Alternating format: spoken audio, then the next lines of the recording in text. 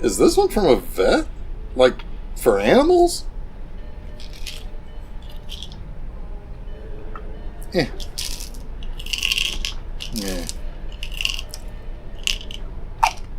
Hey, Jeff, going through your crazy pills? Yeah, something like that. What you doing over there? Just coming over here to help you get this episode started. Oh. Well, in that case, hello everyone and welcome to another episode of B-Movie Enema the series. My name is Jeff Arbuckle. I'm the resident B-Movie proctologist on duty. That over there is my trusty partner, Nurse Disembodied Nurse. How's it going? Doing swell. How about you? Anyway, I sit at the edge of the great B-Movie poop chute. It helps select movies each week and sends them through. Isn't that right, PC? Cool. So, you're gonna send us the movie for this week? Well, wait, what do you mean that you already did?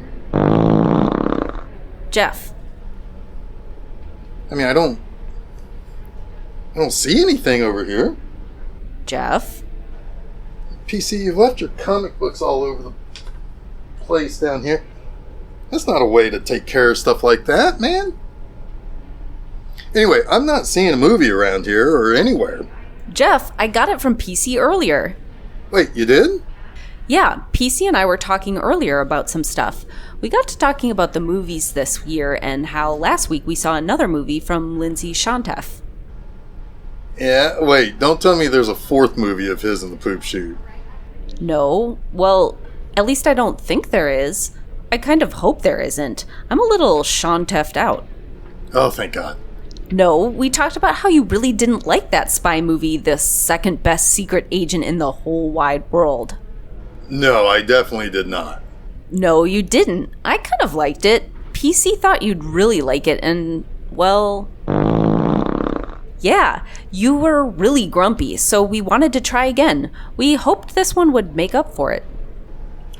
Oh, okay, well, this one is kind of interesting. This week we have Deadlier Than the Male. I think this one will do pretty well, Nurse. We thought it would too. Well, yeah, thanks, guys.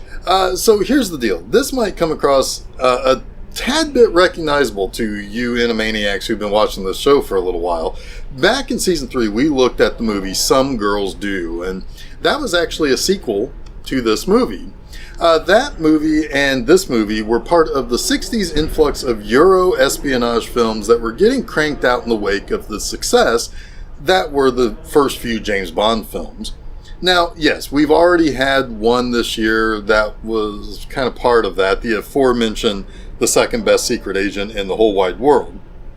As was the case with that movie, some of the Bond knockoffs weren't too great. They only kind of superficially understood the series that they were trying to copy. They didn't quite understand exactly what ingredients made Bond so cool. Now, part of that was the writing.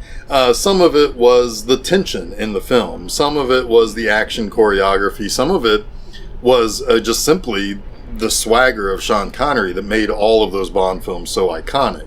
However, Deadlier Than the Male and Some Girls Do had a different result.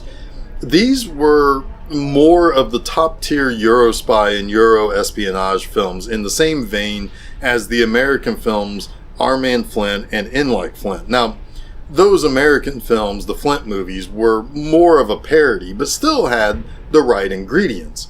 Now, the others that I talked about, Deadlier Than the Male and Some Girls Do, feature the character Bulldog Drummond. Now, in these two films, Drummond is played by Richard Johnson, and as I previously stated in the Some Girls Do episode, Johnson was nearly Bond himself. If he doesn't possess the exact same ruggedness as Connery, he at least had some of the quality on the physical side of things. He also has a certain charisma to him that I think is easy to like, and you kind of buy him as being extremely capable in handling and dealing with stuff that he's confronted with. And I buy that you can bring this version of Bulldog Drummond in and he'll get the job done. Like with its sequel, Some Girls Do, Deadlier Than the Male doesn't just star Johnson. It isn't just directed by the same guy, Ralph Thomas. It isn't that both are produced by Betty E. Box. But it also features two of the same writers, David D. Osborne and Liz Charles Williams. So even though we are watching the movies in backwards order, if you saw that episode we did for Some Girls Do, you'll get the same vibes and impression from Deadlier Than the Male. But there is one significant person from the writing side of things that is here for this film that was not part of Some Girls Do. Credited as one of the writers is Jimmy Sangster. Now, Sangster was a major part of the Hammer film stable. He wrote or co-wrote several of their popular horror films, including The Curse of Frankenstein, Dracula, Revenge of Frankenstein, The Mummy, The Brides of Dracula, Dracula Prince of Darkness, Lust for a Vampire, and The Horror of Frankenstein. That last one he actually also directed and produced.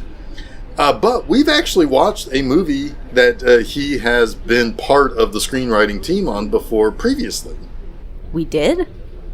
We sure did. In 1980, he was one of the writers for John Huston's Phobia. Well, that's neat. I think I liked that movie. Yeah, and I think you're going to like this movie too. Well, then what are we waiting for? Let's get things started. Well, let's do what the lady says. We'll see you after the first portion of Deadlier Than the Male.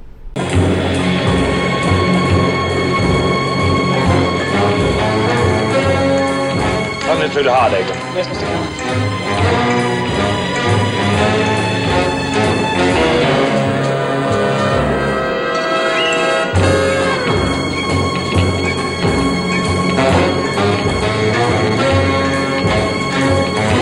Mr. Keller wants this passed to London.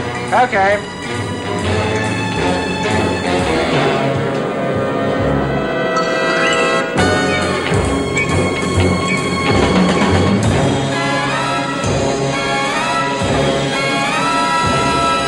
Here you are, sir. Careful, the coffee is very hot. Thank you. Uh-huh.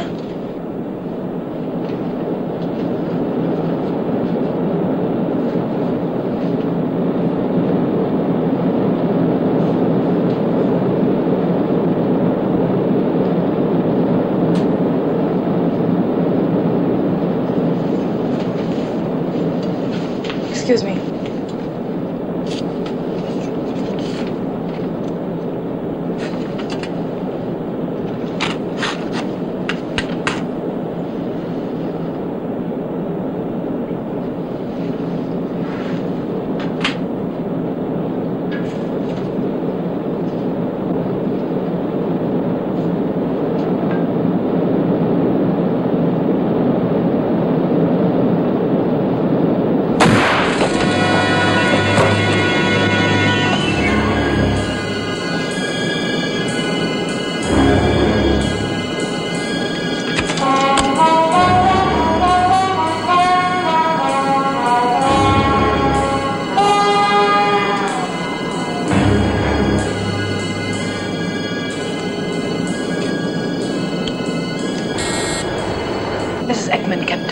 Mr. Keller would like to fly as low as possible over the island.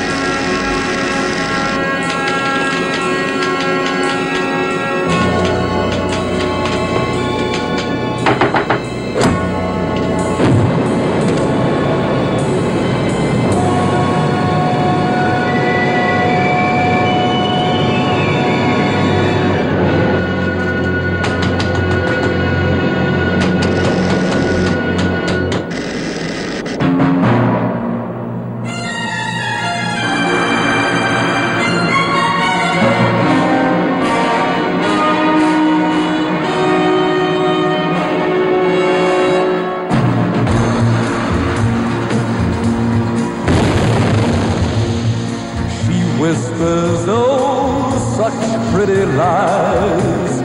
Don't believe her, for when you look into her eyes, love just isn't there. Brother, beware. Take care, my brother, take care. For the female of the species is deadlier than the male. The smile that made a dream begin clouds your vision. It's just the shadow of a dream that you're living in. She never cared. Beware, my brother, beware. For the female of the species is deadlier than the male. By walking streets you've never known, when the night comes, sitting in places that you go, hoping she'll be there. Brother, beware. Take care, my brother, take care. For the female of the species is deadlier than the male.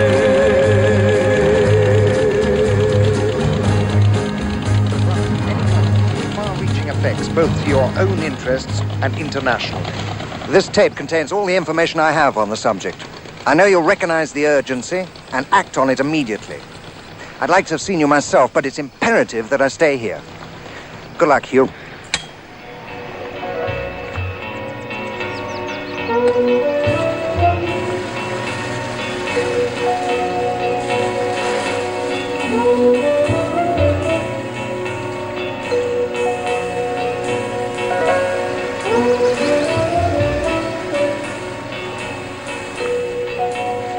Good morning. Good morning. Lovely day, isn't it? Are you Mr. Wingard? Yes. Right.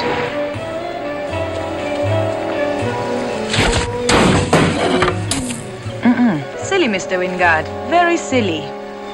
Okay. Oh, poor Mr. Wingard.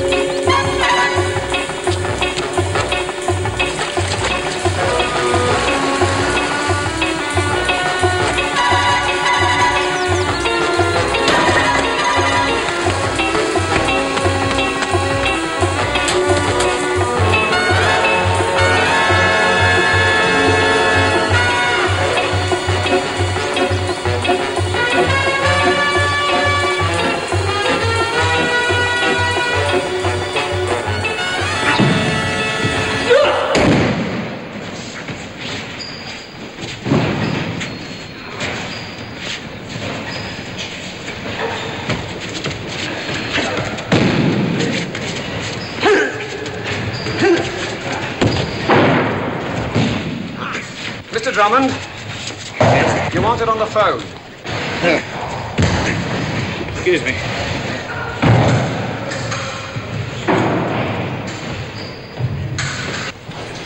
You Drummond here, you have a call for me. Hello, John. Don't you ever take a day off? Oh, about half an hour then? Okay. All right, bye-bye. I say, Drummond, doesn't your group at Lloyd's insure most of the Keller organization? It's nasty business, and it's going to cost us a great deal of money.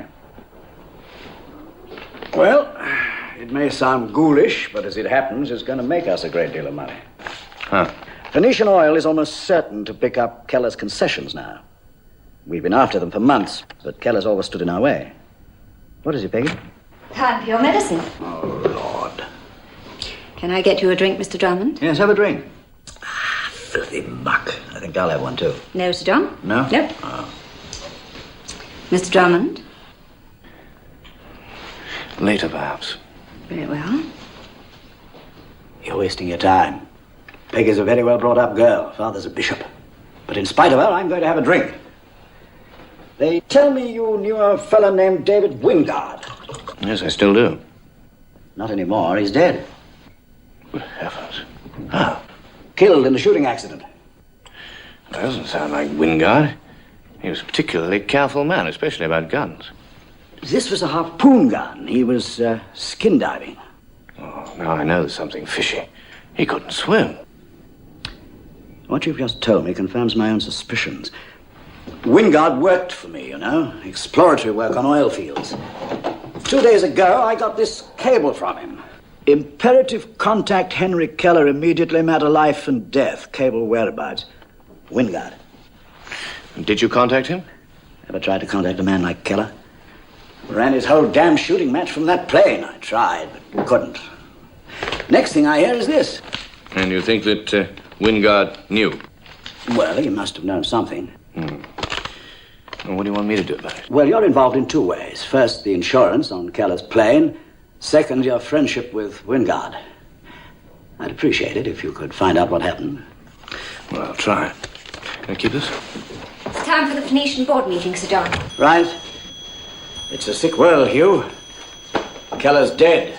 And because of it, do you know what I'll find round the Phoenician board table this morning? Nothing but a lot of happy, smiling faces. Gentlemen. Please. Gentlemen. Sir John? I say it's an obligation. No matter what has happened, Phoenician is committed to pay, and we shall have to do so. £1 million?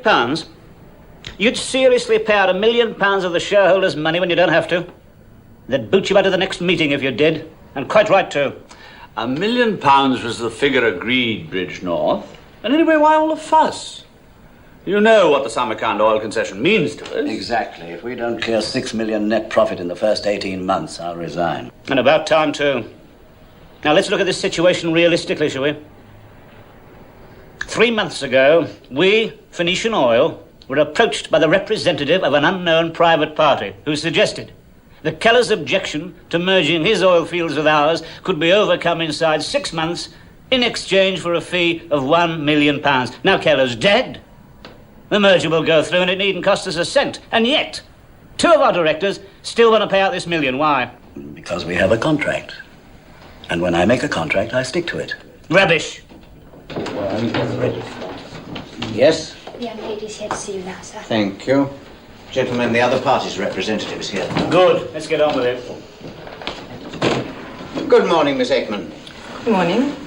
We have just been discussing what could be done about your proposition. But there's nothing to discuss, I'm sure. Mr. Keller no longer opposes the merger. Now you merely have to pay our fee. Thank you. We don't have to pay a cent. He didn't do anything. Keller's death was an act of God.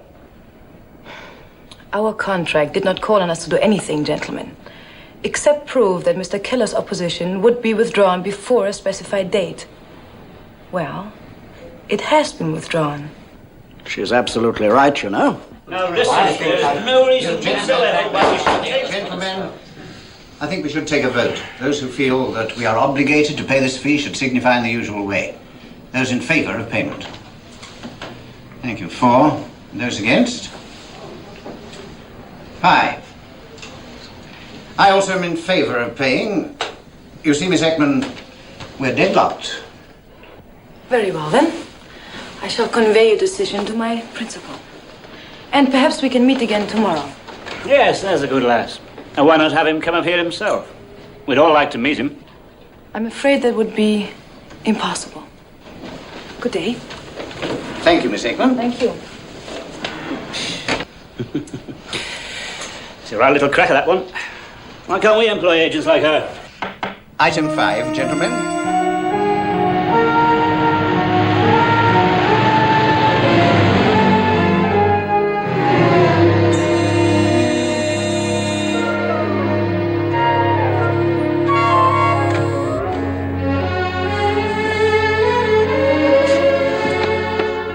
Hi, Uncle Hugh. You're supposed to be in America. Yeah, well, something came up. What was she like? Angry. So was her father. You're not thinking of staying, are you? Well, I live here. remember? Only when you're in London. So, I'm in London. And it's good to be home. You are pleased to see me. I'm overwhelmed. I mean, you haven't rented my room or anything, have you? Well, that's a damn good idea. I wish I'd thought of it.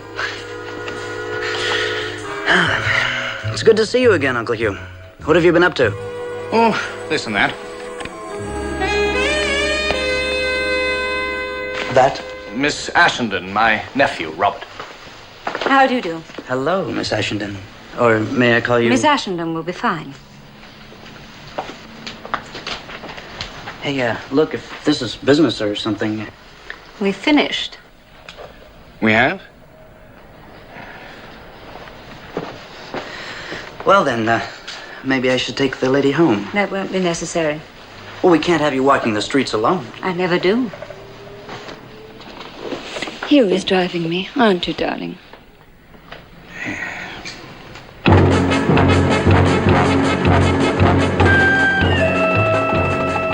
Good evening, sir.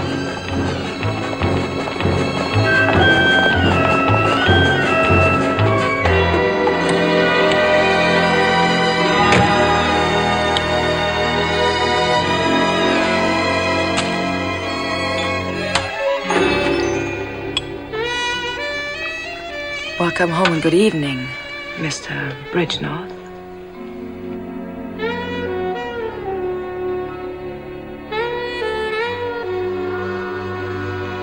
How did you get in?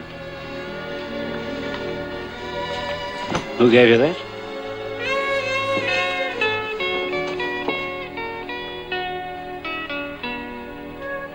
What do you want? Think you can get round me, eh? Can't I? No. How very disappointing.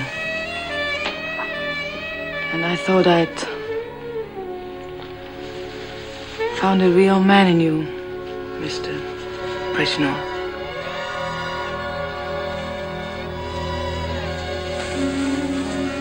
Wait a minute. There's no need to be hasty. You could always try persuading me. Do you think I could succeed? Try.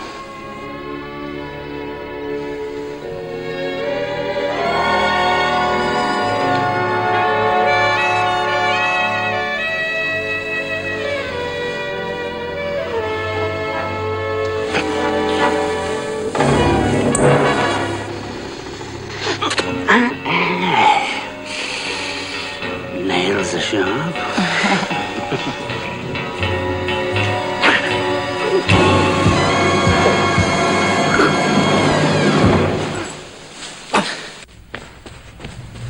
Penelope! Mr. Bridgenorth? Could have been very nice, Mr. Bridgeforth, but now you're paralyzed.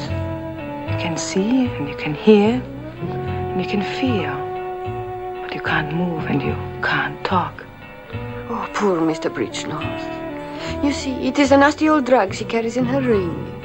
It only lasts just a few minutes and doesn't leave any traces at all. Isn't that clever? The police will think you've committed suicide. Penelope, take his feet.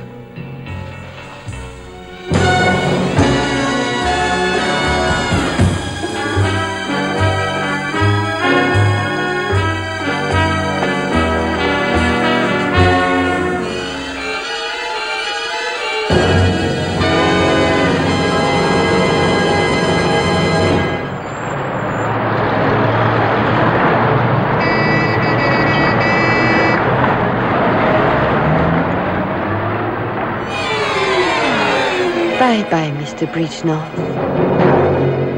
Well, I have had men fall for me before, but never like this.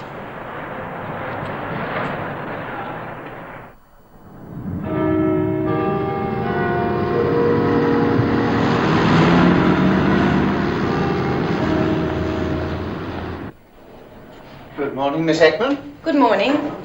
Well, now, I have conveyed the news of your deadlock to my principal, but unfortunately he does insist that the contract must be honored and his fee paid.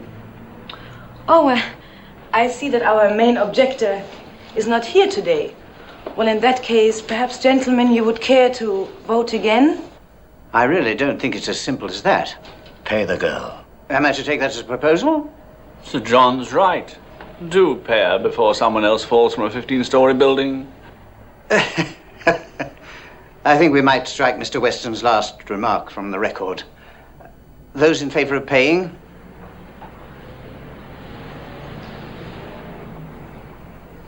You may tell your principal the money will be paid as per contract.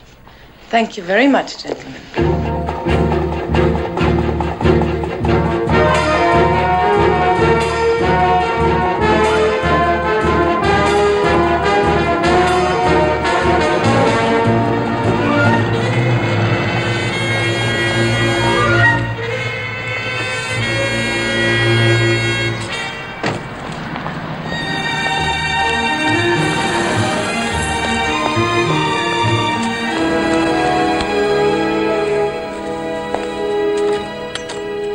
Drummond, sir.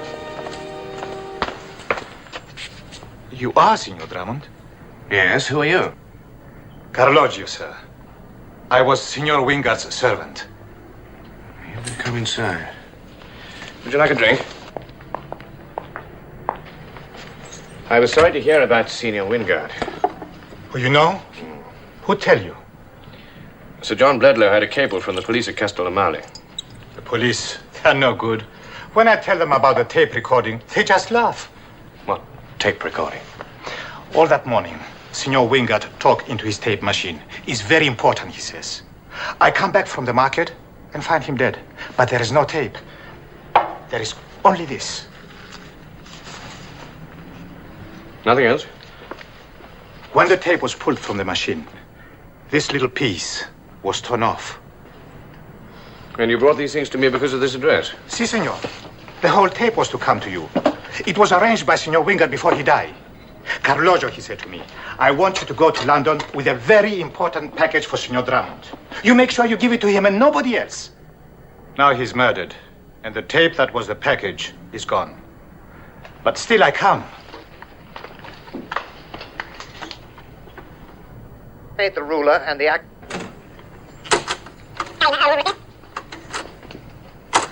Paid the ruler and the act. There's not enough here to make any sense. I may want to fly back with you. See if I can find out what's going on. Where are you staying? I stay with my cousin. Here is his address in Camden Town. You want me to drive you? Grazie. There's no need. I meet him. Goodbye, sir. Goodbye, Carlogio.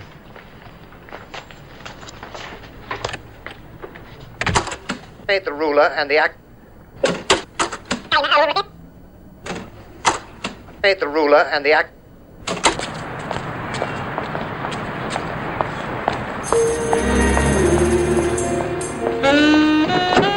Oh, excuse me, please. Could you direct me to Montpellier Square? I'm sorry, I'm a stranger.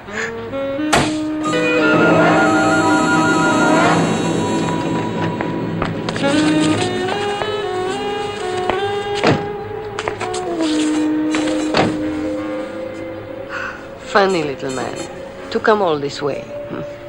Yeah, and our job is to find out why. We'll find out. Won't we, little man? Do you have to play around with everything? Really now?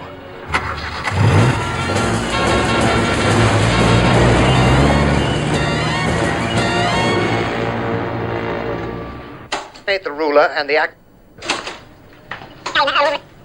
Paid the ruler and the act. What's an ack? I don't know.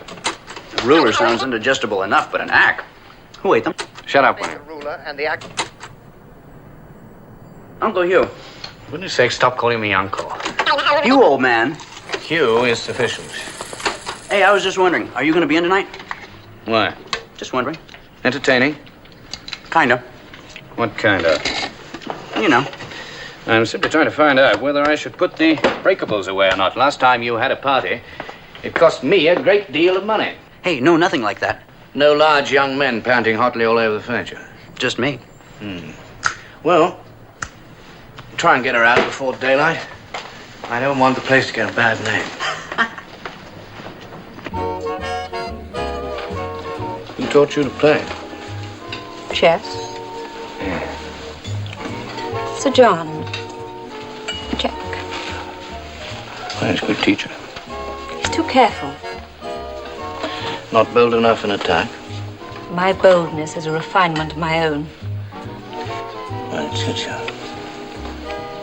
Check. Ah, a bad move. Good evening, Mr. Drummond. And Miss Ashenden. Good evening, Mr. Weston.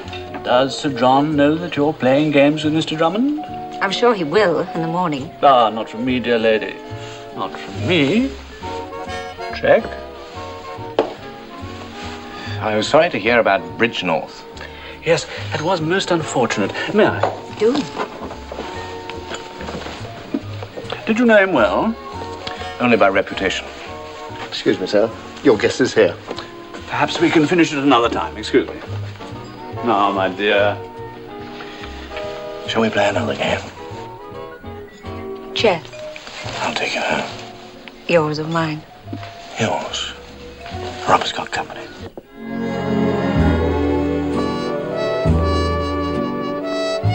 You lay a finger on me, Robert Drummond, and I'll bite it off. Now, Brenda, stop playing hard to get. I am hard to get. But it's worth the effort.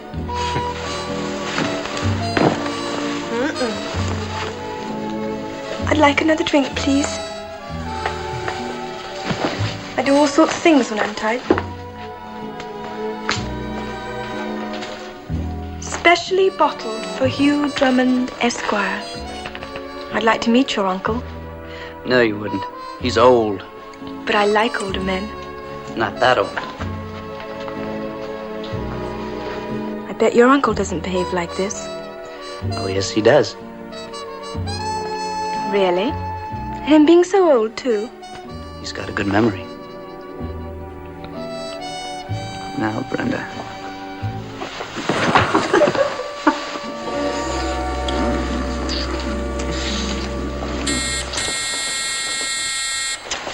The door.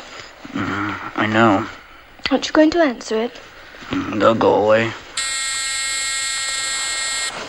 I'll go. Might be someone fascinating. We could have a party.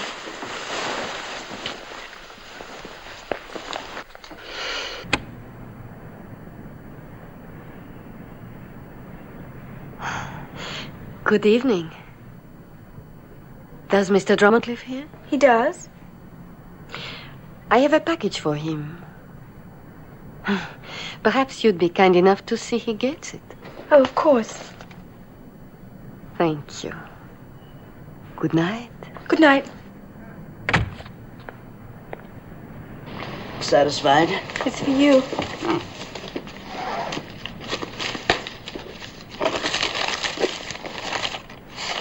Who's sending me cigars? Drink. It's for my uncle. Can I have one? What? A cigar. Of course not. Why shouldn't women smoke cigars? It's not ladylike. They make me feel sexy.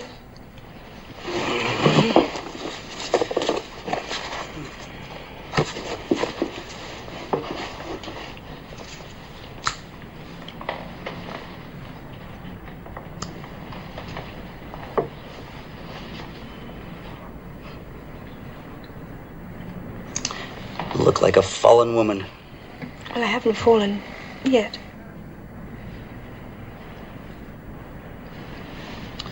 Let me give you a push.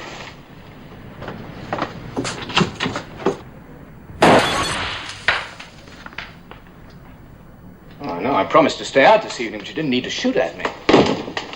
It was her cigar.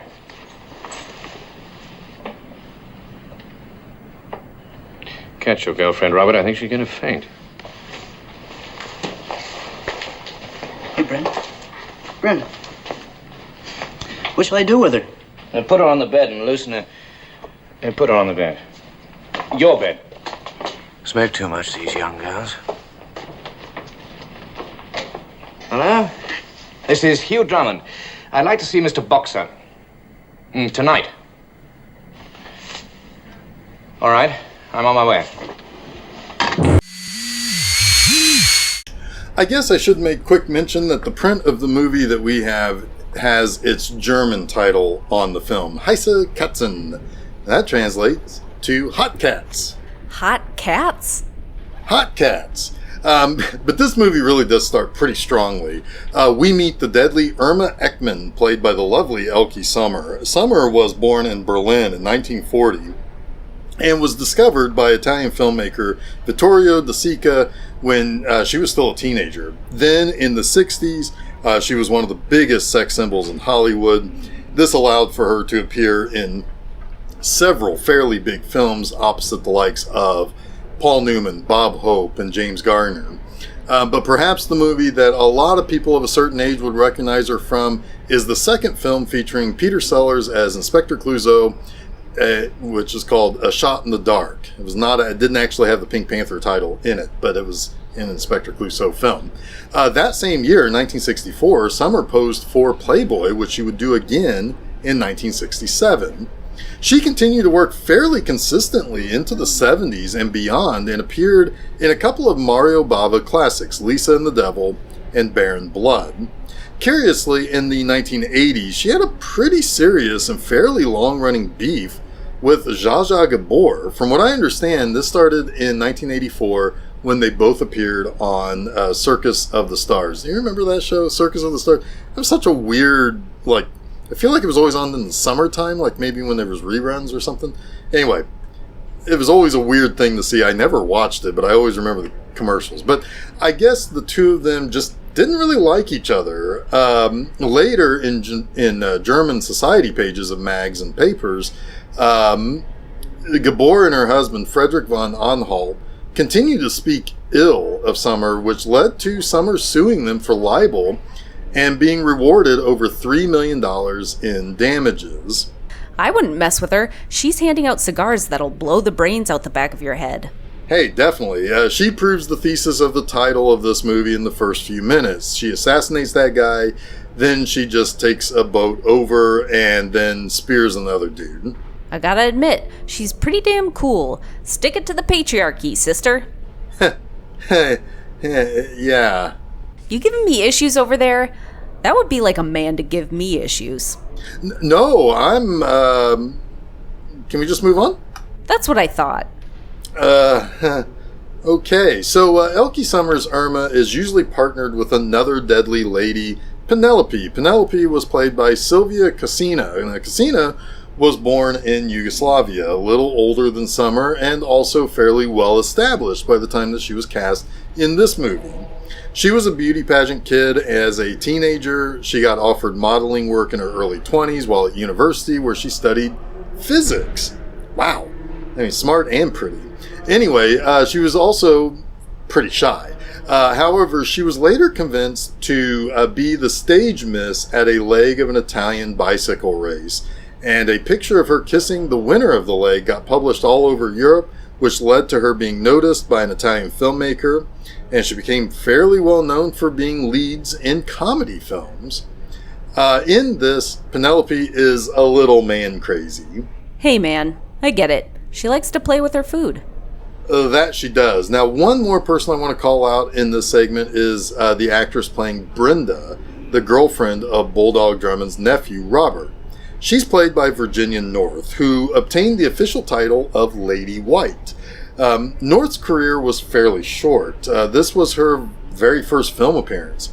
She also appeared in Some Girls Do as one of the villain's robot ladies. Outside of film, she was a model, and she specialized in swimwear modeling. And while she did have a role as a Limpy in the criminally underrated Bond film On Her Majesty's Secret Service, as one of the many girls in Blofeld's den of sleeper assassins, her most endearing and famous role was her very last one. In 1971, she appeared as the silent beauty Volnavia, who assisted Vincent Price in The Abominable Dr. Phibes. I love her in that movie. She's totally loyal to the Mad Doctor, But they don't seem to be love interests. His revenge is all about the various doctors who failed to save his wife's life. He's consumed by that. And he's got a pretty assistant who is likely just a mad killer who has a place to go to do mad killing. And while they do like to dance and they are very devoted to one another, there doesn't really seem any real indication that they have a romance. She's just kind of part of the general visual that surround Dr. Phibes. Oh, so pretty assistants are just part of the scenery for a doctor. I see how it is. No, now wait. I mean, yeah, she is part of the total visuals of that movie. But then she becomes kind of so much more interesting for being silent and for being as demented as Phibes. It's a whole package. So, cool it over there, Gloria Steinem. Just busting your chops. Hey, by the way, I got these cigars. Would you like one? Hey, you know what? I haven't had a cigar in a long time. I'll take one of those. Here you go. Excellent. What was that last part? Oh, nothing. Ah, this is smooth. Thanks for giving me one of these, nurse. You're very welcome. I hope you have a blast with that cigar. Huh, that's kind of a weird thing to say. Anyway, I feel like this movie is very closely sticking to the James Bond formula. The movie opens with a couple of enticing and inciting events. The guy is killed on the plane, which then explodes, and then there's a second guy who's killed. And that's what brings Bulldog Drummond into the whole thing. Remember, the Drummond is not a spy. He's basically just an adventurer. But he's good at investigating stuff, and he has lots of resources from being rich. He's investigating the deaths seen at the start of the movie, and that's bringing him directly into the crosshairs of the killer ladies, Irma and Penelope. So, with that, I think we should get back into the movie. What do you say, nurse? I agree, we should. I can't wait to see what these two sexy assassins do next.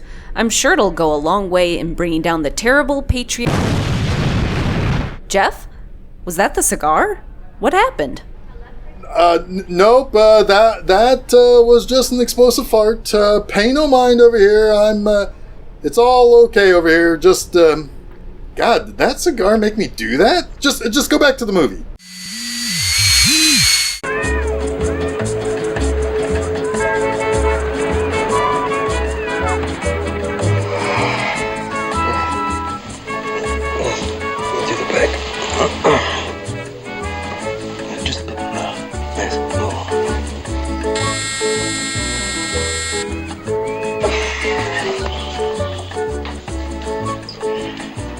Yeah? Mr. Drummond is here. Ah, send him in. Shoo.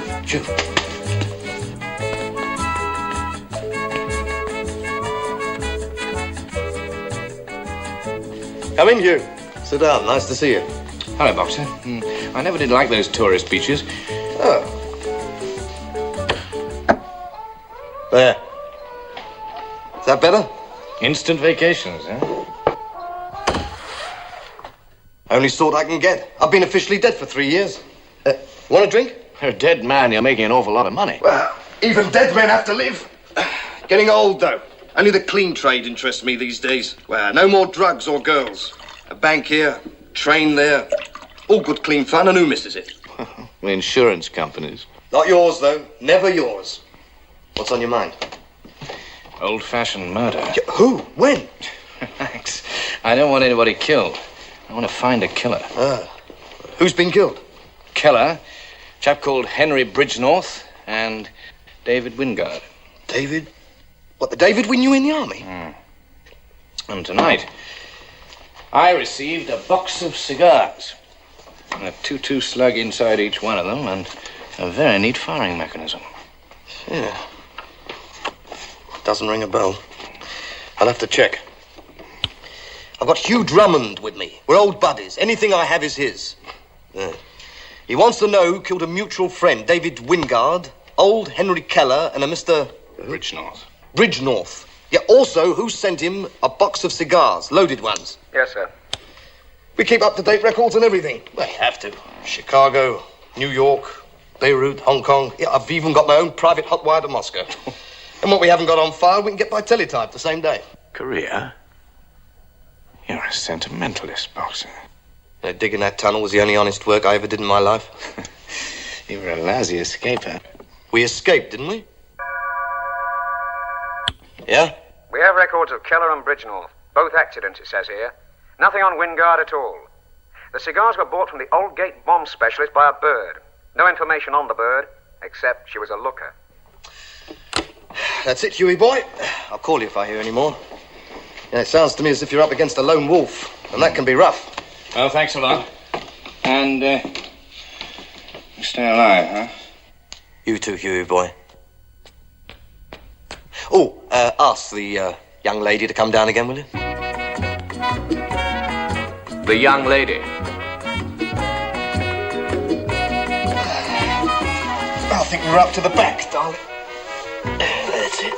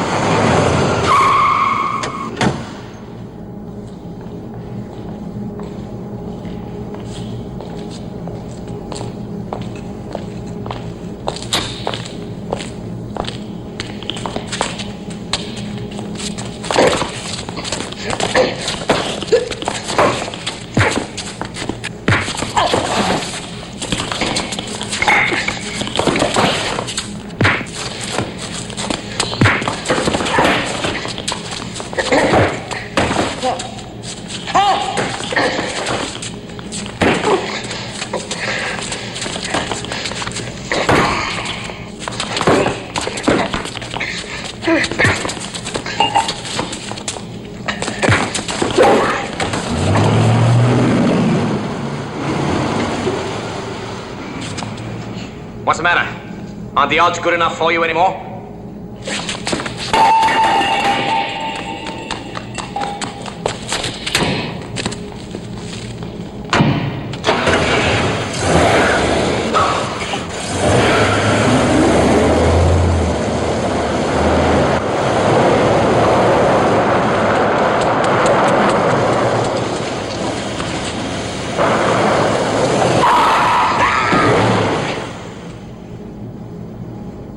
I want a word with you, my friend. You're breaking my legs. Yeah, that's exactly what I intend to do. Now, let me out! Let me out! Who sent you? A woman, some woman. She paid us. She told us to kill you and make it look like a mugging. What woman? I never saw her before. She contacted me and I got hold of the others. She never told us nothing about it. She just paid us and told us what to do. I think I'll break your legs anyway. And this guy's all I know. I never saw her before.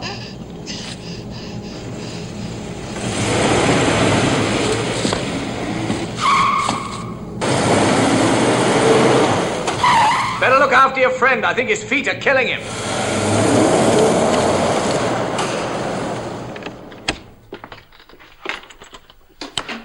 Oh, what are you doing there? Ah. Well, she decided she didn't want to go home. And she didn't want to... Well, I like sleeping on the couch. Well, how is she? Oh, she's fine. Asleep. No, I'm not. Is this your Uncle Robert? Uncle Hugh, this is Brenda.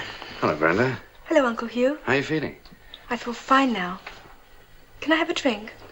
Here, I'll get it.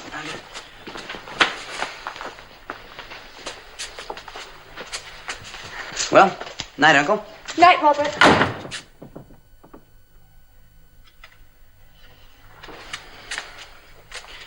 She's upset. Well, that makes two of you. Night.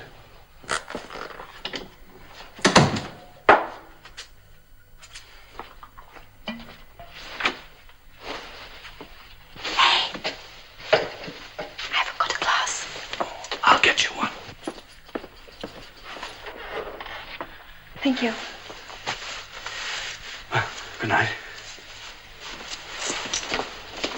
Good night.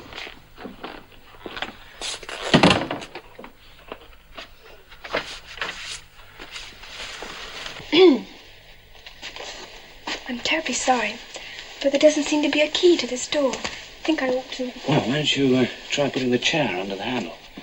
Oh, all right. Good night.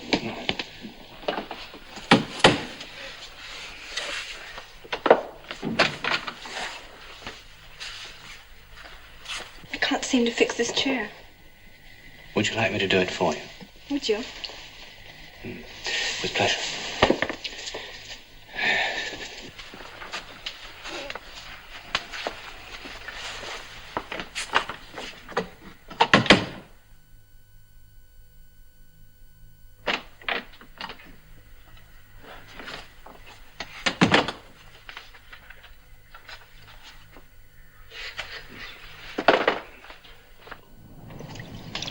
Good morning.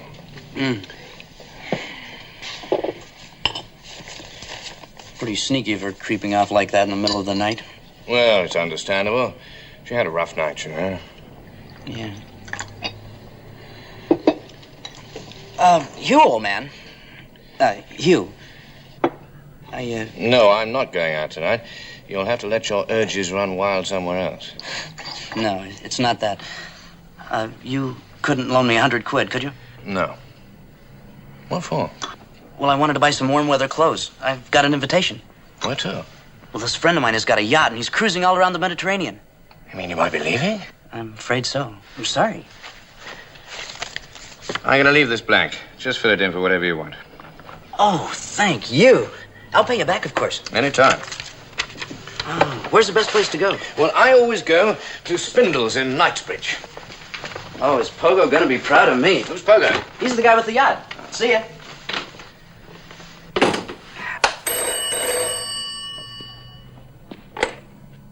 Drummond? Hello, John. Where, the Pan-Arabian Oil Building? All right, I'll be there. Bye.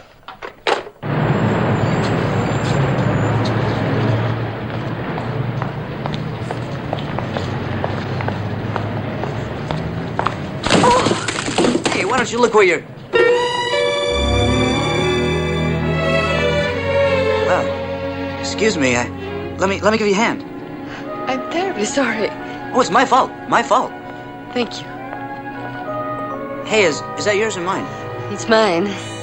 Oh, no, it's not. Hey, I got a great idea.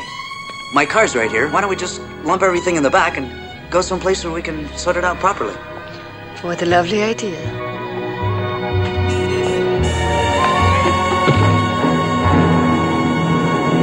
My principal's proposal is a very simple one, gentlemen. Your company would like to acquire the oil rights in Agmata on a royalty basis. That is right. The new king, however, proposes to develop them himself, actually in competition with your interests in that area. My principal believes he can arrange for you to be granted the rights within 3 months, providing you pay him a fee of £1 million. Miss Ekman? Thank you.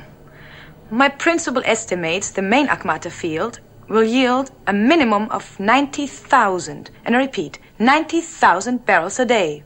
The first year's profits will not be less than £12 million, with an expansion to adjacent fields.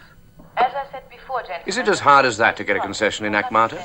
I would have said impossible.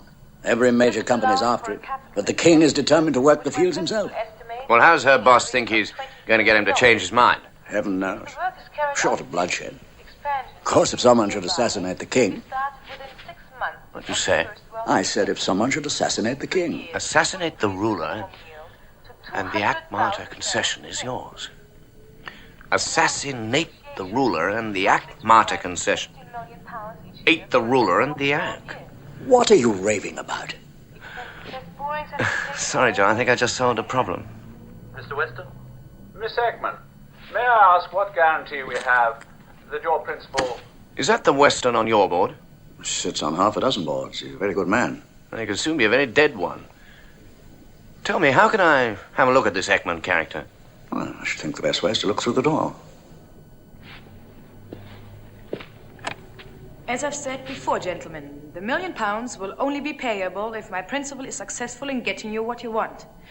If he isn't, no fee. Thank you. That is all I have to say today. When's the meeting break up? Oh, any time now.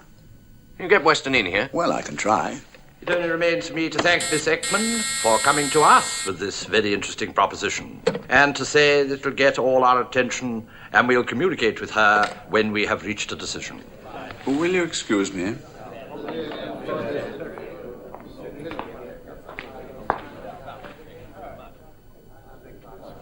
Well, John, what's it all about? Look, Weston, a little friendly advice. Stay clear of Ekman. What? If I were you, I'd choose my dinner companions rather more carefully. That is, unless you want to wind up with something more painful than indigestion. What the devil's he talking about?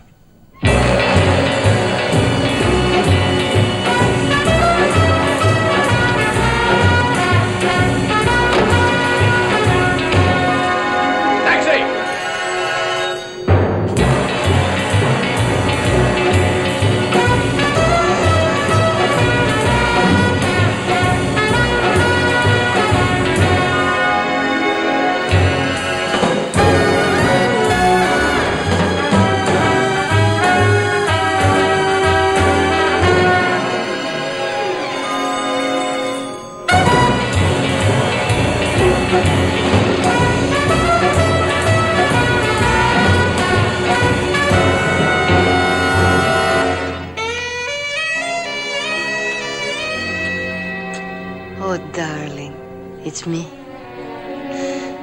You mustn't go to sleep, you know. We've so much to talk about and do.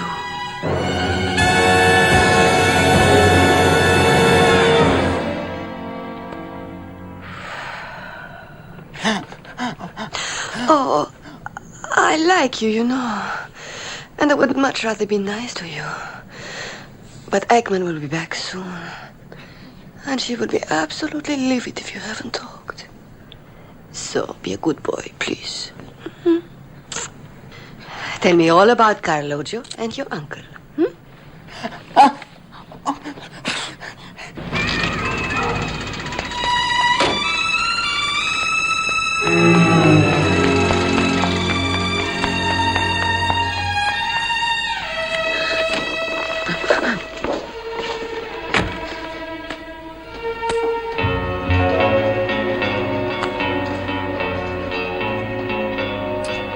That is a very untidy job, Penelope. Very untidy. Has he talked yet? He won't tell me anything. Of course not. Now get dressed. We have to leave. Oh, what a shame. Just as we were getting to know each other. Get dressed, I said, Penelope. And I told you before not to wear my negligee. Oh, I didn't think you'd mind. I do mind.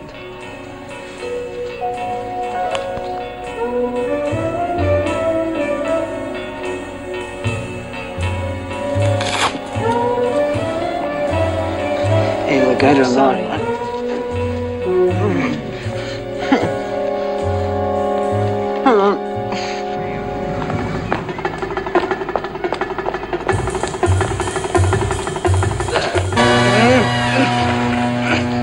Now you have to hurry it up. We have one more job to do before we catch the plane. And that is mine too. Oh, sorry. Penelope, one of these days your light-fingered habits are going to get you into deep trouble.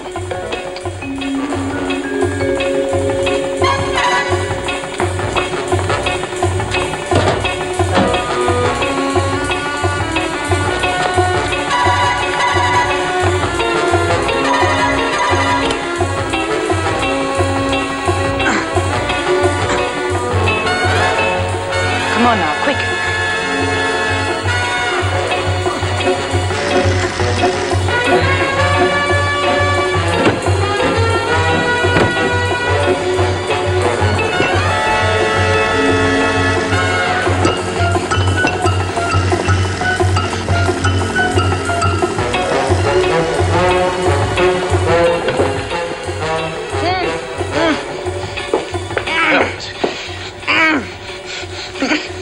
I didn't know you went in for this kind of thing, Robert.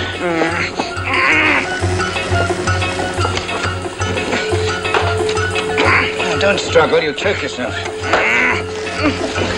That's a nasty burn. You really ought to learn how to control your girlfriends, you know?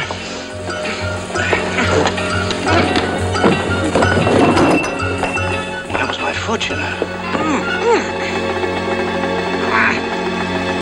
That's interesting. That's a time clock, you know. Beautifully made, too. Now, here, let's have this off you. That's better.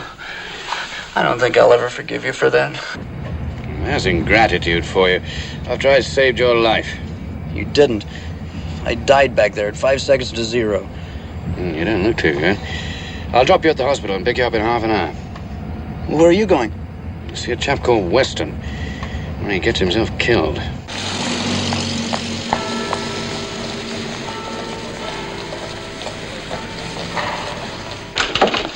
Mr. Weston, please. I'm It's very sorry, urgent. Mr. Weston's engaged. But I say that's very rude. Ekman.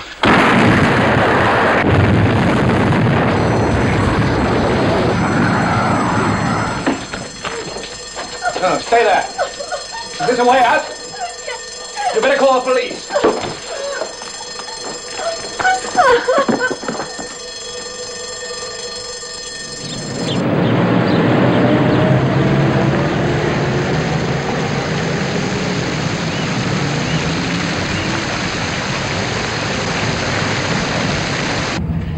By the time I got downstairs, they disappeared, of course.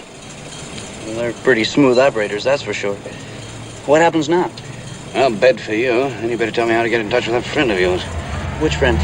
Banjo, or whatever you call him. Pogo. What for? Well, we can't have you gallivanting around the Mediterranean looking like that. You'll scare the girls to death. Well, you can get in touch with him through the embassy. Which embassy? Akamata. Just say you have a message for King Fedra. Pogo? Well, that's what we called him at Princeton. Tell me, where were you going to pick this yacht up? A place called Castellamale. That's where Wingard was killed. All right, my boy. Castellamale it is. Would you enter, please? You are fortunate, sir. Very, very, very fortunate. We are very fortunate. It was rented for 3 months, but the tenant had this slightly fatal accident. Most unfortunate for him, but most fortunate for you, because this desirable residence is now empty. What about that desirable residence? Ah, the Castello. Magnifico. It belonged to Mr. Peterson. Yes, Carl Peterson. A very rich gentleman with many beautiful things. And the ladies. Mamma mia. The ladies. Up there in the Castello are the most beautiful ladies I have ever seen. But on to business. You will see we are furnished in the grand style. Everything of the best and almost new. Now, who did such a thing? And why? No. You can't stay here. I will find something anywhere. I like it here. No. I want to stay here. You cercare È for... molto buono. sì? Magnifico. No, Now you prego. find somebody to bring the bags up and somebody to clean up, and don't worry, I'm eminently satisfied.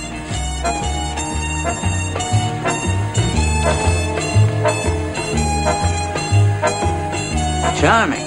Charming. I'm glad we're eminently satisfied.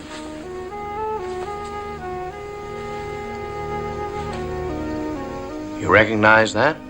Ooh, vividly. Penelope was here. What were they looking for? Well, if you'd stolen a very valuable tape recording, when you played it there was a piece missing, you want to find that piece, wouldn't you? Ah, ate the ruler in the act. Right.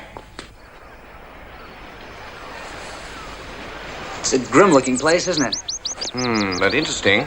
Well, you bet. All those beautiful girls? No, but whoever lives up there has been watching us through a telescope ever since we got here.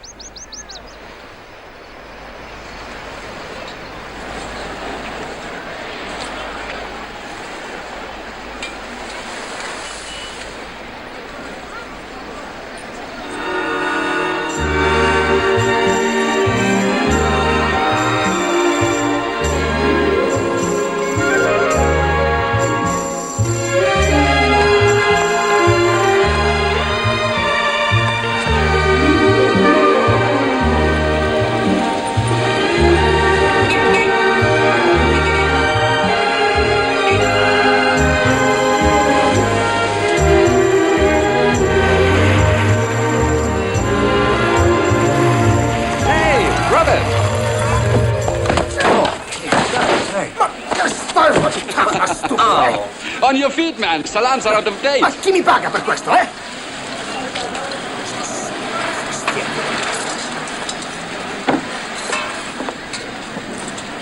Ah, you remembered. Well, welcome aboard. Mabruka. Boy, this king business has really gone to your head. Where's the harem? Oh, I didn't think there was a need for that. You didn't think what? Well, we managed all right without a harem in America, didn't we? Yes, we did, Pogo. Oh, excuse me. Pogo, this is my Uncle Hugh Drummond. Hugh, Pogo. How do you do, Mr. Drummond? Roberts told me a great deal about you. Your company insures our new airline, doesn't it? That's right, sir. We've struck oil, Mr. Drummond. A big field. And all the oil companies in the world are chasing after me for a deal. But they're not going to get it. Over my dead body. Some people seem to be taking that last remark literally, sir. You mean it, don't you, Mr. Drummond? Yes, I do. I suppose it's possible. We Middle Eastern monarchs seem to have a pretty precarious existence. No point in shortening the odds there. No, there isn't. Are you talking generally or in particular? In particular. I see. When and where? I don't know that. Or how? That I don't know either. But if past experience is anything to go by, it'll be a well-contrived accident.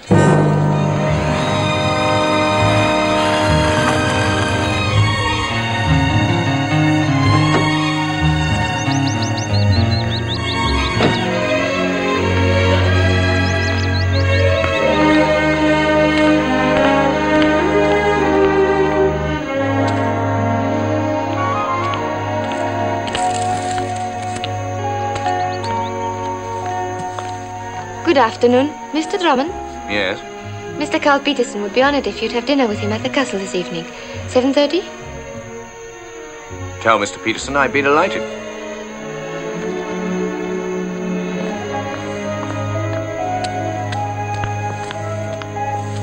What about Pogo's party? Well, I'll have to give it a miss. But you go, and stick close to him, huh? With his traveling companions, that'll be a pleasure.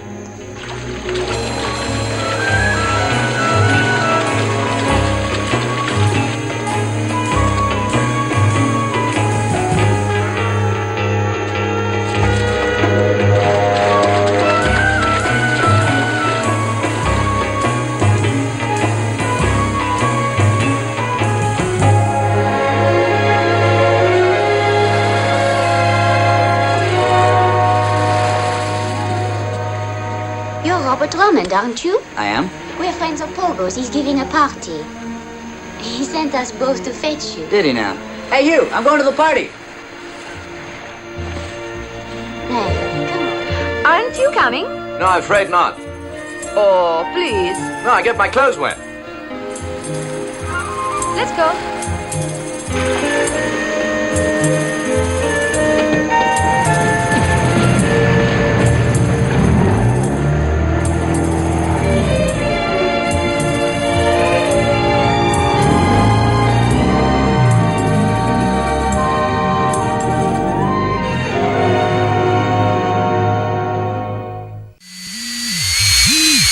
Alright, so let's talk about a few more elements on the production of this film and some of the decisions that were made regarding the production of the film.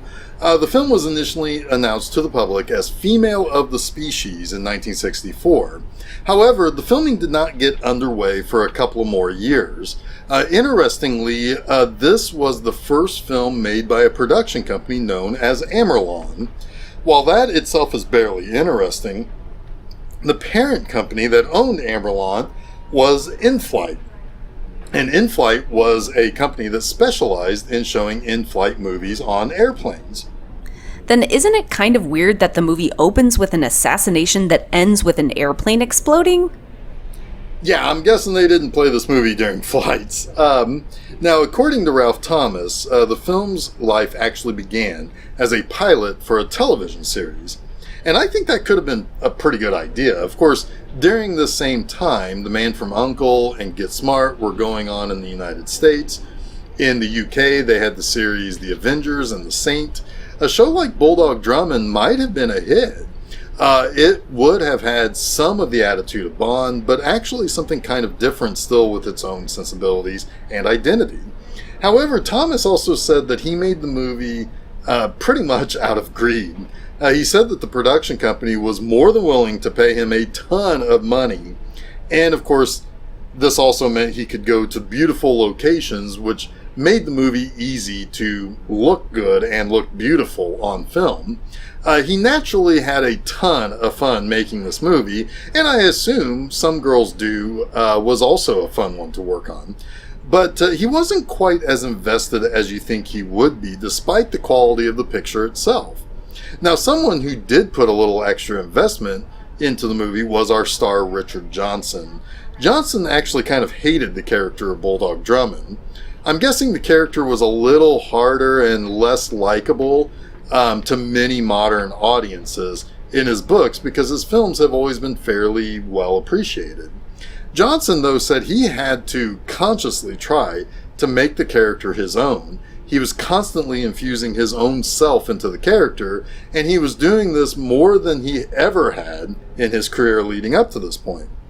They started from a clean slate to build Bulldog Drummond up because he found the source character someone he simply could not respect. He thought of Drummond as a bigoted, brutal, Nazi-like character. So he threw himself into remaking the character and making the character someone he could actually like and respect on some level at the very least. I like the character. He seems like a fairly suave, James Bond-like hero. Now, I went on a big diatribe back when we watched The Second Best Secret Agent in the Whole Wide World about how poor that film's plot was. It was overly complicated by the fact that the plot itself was not able to sustain its runtime. This film is so much better. I think you could put this film up against many Bond films in terms of intrigue, neat things to watch and see how it plays out. And this movie has no shortage of beauties.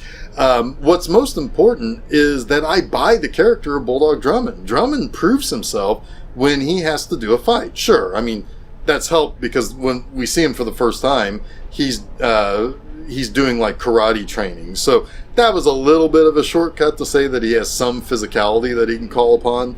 But I believe that he can suss out the pieces of two seemingly unconnected deaths that start to connect to other deaths to reveal the answer. I believe he has access to the resources and that he has charm to get those resources to help him out. These were all things that were so painfully absent from The Second Best Secret Agent in the Whole Wide World.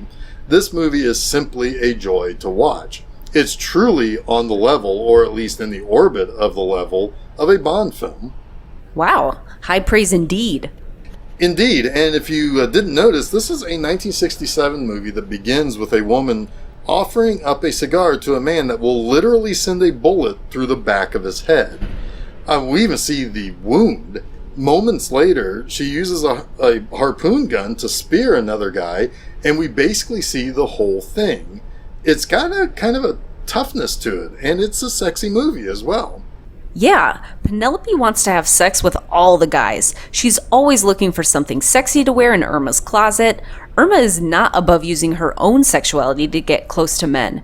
It's got a little heat to it. Yes, and that was a point of contention between the producers of the film and the British Board of Film Censors, who assigned the film an X certificate rating. What? An X rating? That's crazy! There hasn't been a single tit in this movie.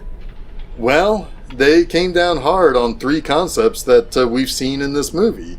They got pretty uppity about women assassins. This was still during the time when women were typically seen as petite, nurturing, and gentle souls. Bullshit. We can kill with the best of them. I believe it. They also turned their nose up at what they saw as torture in the scene in which Robert was taken by Penelope and tortured and hogtied to get info about his uncle. Pretty tame, but it was heavily implied that he was pretty badly hurt when they wanted to get that info. But the big one, though, was promiscuity. They didn't like how much sex people were having so freely in this movie. That's pretty lame. Boo, British censors, boo! Yeah, stuff like that is fairly silly. It's not like the Bond movies didn't have bad girls or people having sex all over the place, and they certainly had women often enticingly dressed. But whatever, there are more bad girls and promiscuity to come, so let's get into the final act of Deadlier Than the Male. Welcome, Mr. Drummond. Domo arigato. Kono tokorori no hono katani o aidekati koedes. どうぞこちらへ。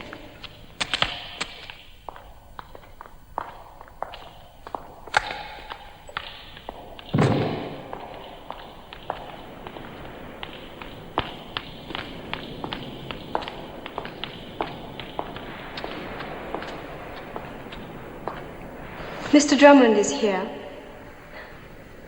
日本語がとてもお上手ですわ。Hello, Drummond. I thought you'd never get here. I would have been here sooner, but I stayed in London for your cremation. I'll return the compliment.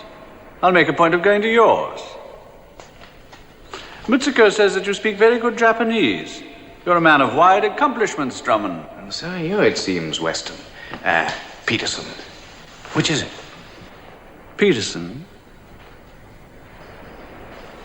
Carl Peterson. Weston's dead, long live Peterson, By the way, who is dead? That little man who worked for Wingard, Carloggio? Mm-hmm. Your health, Drummond.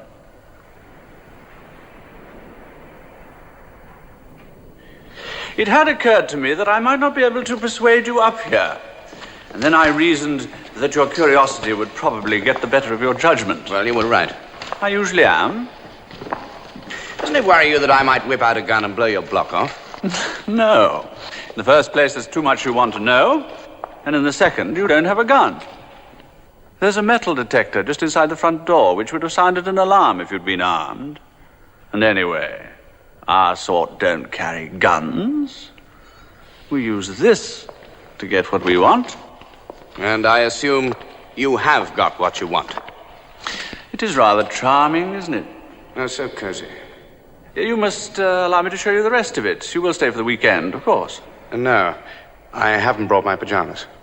My dear fellow, everything in this house is yours for the asking. Isn't it, Anna? Yours for the asking, Drummond. Well, thanks a lot, but I prefer to roll my own.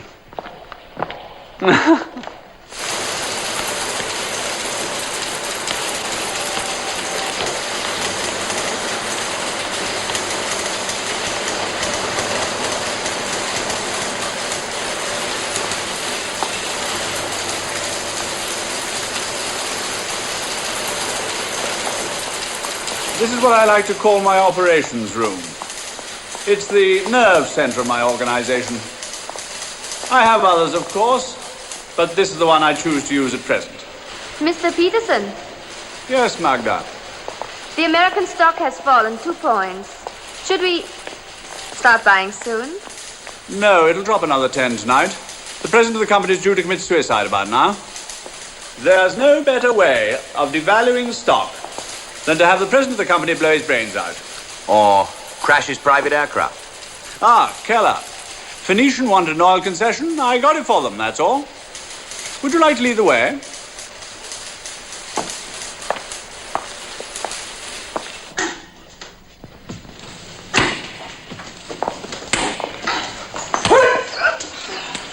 Beauty and the Beast, what?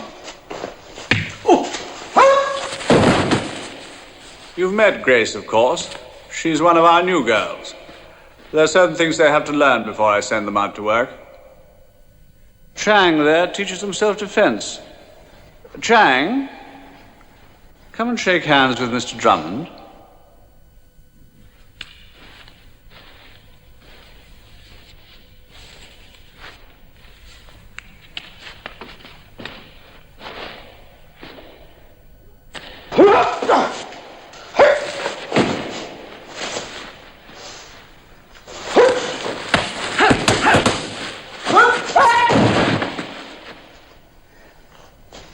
Sorry if I upset the hired hand.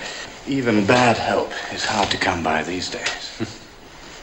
Dinner in half an hour, Chang. You'll join us, my dear.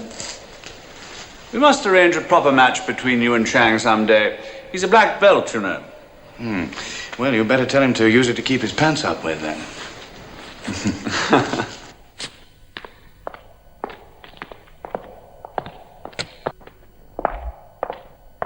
Interestingly lethal collection. Like the young women you seem to have around here.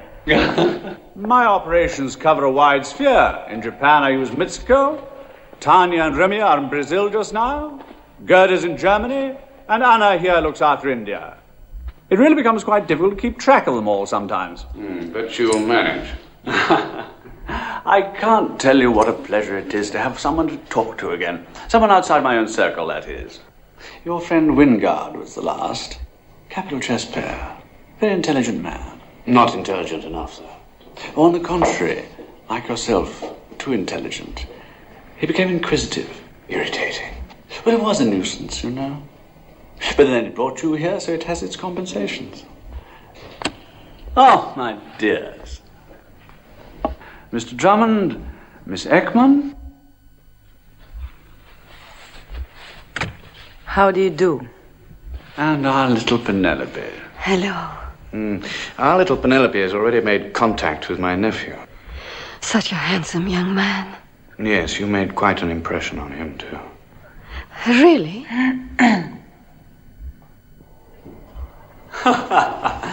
You see, Drummond, in big business, huge sums of money depend on the ability of one man. Competitors fight in every way they know to bring that man down.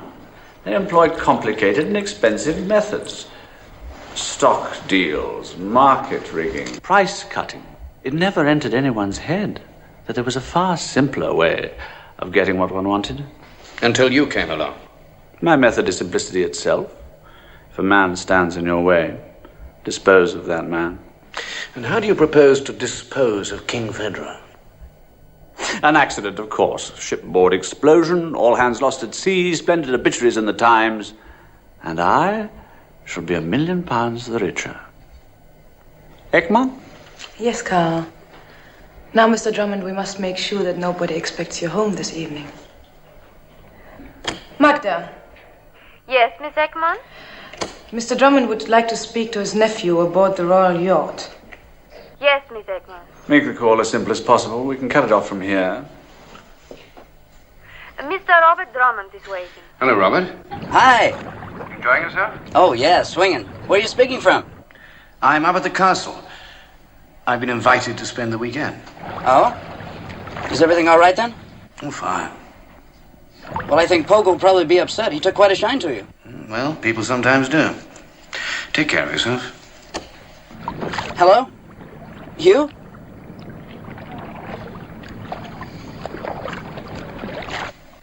Chang, offer Mr. Drummond a cigar. Oh, let me. Corona. No, I don't think I will. My friends tell me they're not very good for your health. I do like a man who can retain his sense of humor. It is rather comical, isn't it? What is it? I mean, the whole thing. The girls, the castle, Fu Manchu over there. Even you, I suppose. My dears, Mr. Drummond is trying to provoke me. He can provoke me. Anytime. You always did have the morals of an alley cat, Penelope. Just because I like mine. No, dear. You like anything, just as long as it isn't yours. I like what...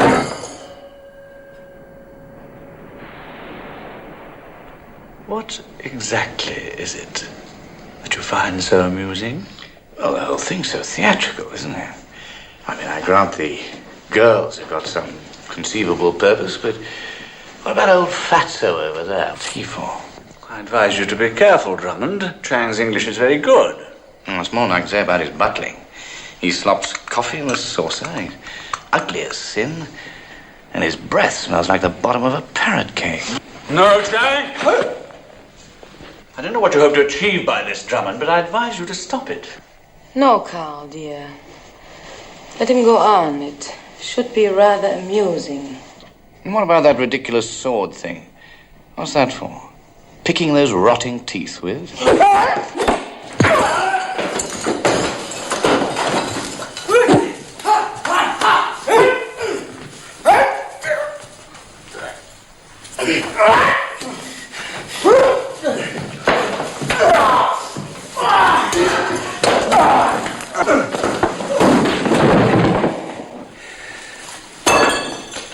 Round one to you. The next is mine, I think.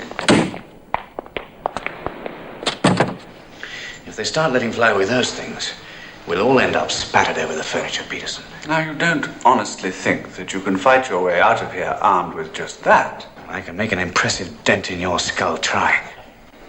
I don't advise it.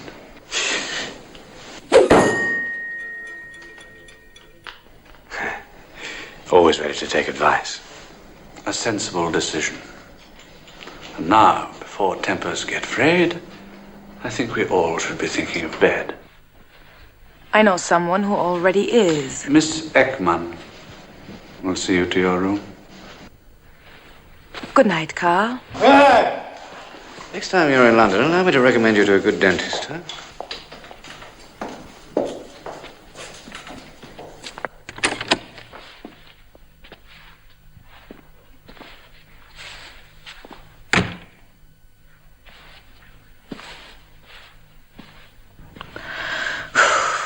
Bit warm for you, is it? Shall I open the window?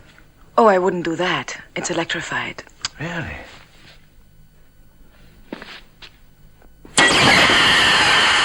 Good heavens. You're absolutely right. It's most kind of you to have mentioned it, Miss Ekman. Well, I didn't want you to get killed. At least, not yet. You're saving me for some wild little torture of your own, huh? Not torture. I'm just rather soft-hearted. And I want you to die happy. Huh? Do you, find me attractive? Do you like my body? Well, it's not bad. A little bit muscular, perhaps, but then you've got to expect that with the violent sort of exercise you take. To your health. Well, I don't know if that's quite the appropriate toast under the circumstances. Unless...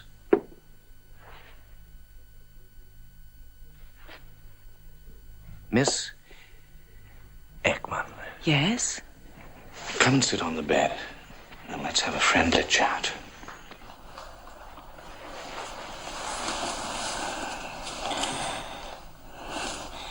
Can you help me to get out of here? But I couldn't possibly. Carl would kill me. What if I was here to protect you? Think of the wonderful times we could have together, Miss Ekman. Darling. By the way, what is your first name? Emma. That's an absolutely super name. And would you really take care of me? Day and night. And especially at night. After all, you'd have saved my life. And can you promise that everything will work out all right? Well, we can but try. How do you think we can do it? I'll tell you that later.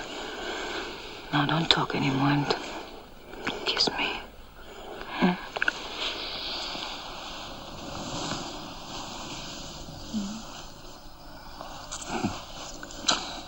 You know, this is ridiculous. What are you talking about? Well, with you, I'd never know whether I was going to fall from a high building or be beaten up by 6 or 7 thugs or have my head blown off by a Corona.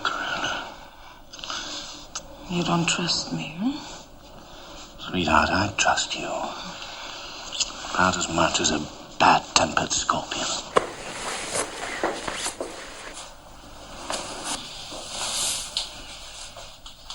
So you better run and tell your boyfriend that though I enjoyed his dinner, I really couldn't face the dessert.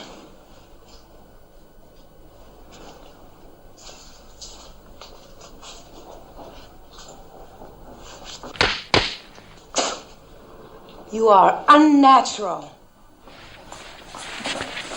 Hey, you forgot your pants.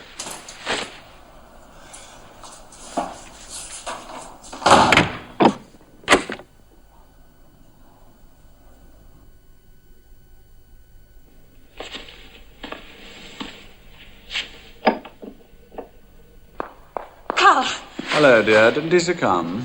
I want to kill him, Carl, please. So you shall, dear, when I say so. This man is utterly and completely... Hello. Anything good on the telly?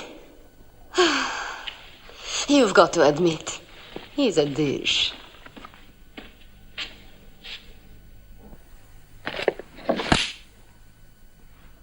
This is my lighter. Is it? Carl, I'm sick and tired of having her pick up everything that takes her fancy. Now, would you please tell this little... Now, just look at that.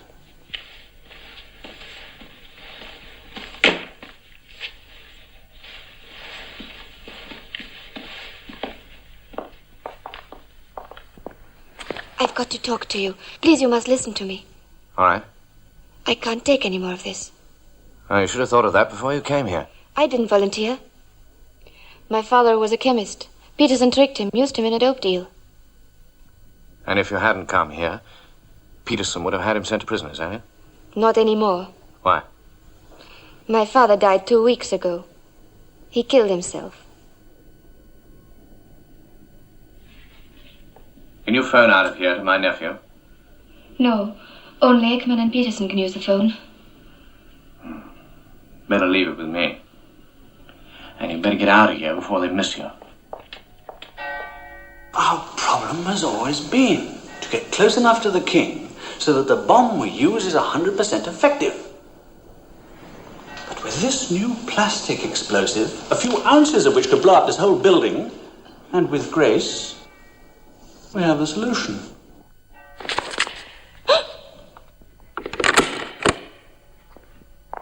I don't like changing plans, but this... Meet me in the laboratory in half an hour. This needs a woman's touch. All right. Me too. You make sure that Mr. Drummond gets a good night's sleep. The treatment. The treatment.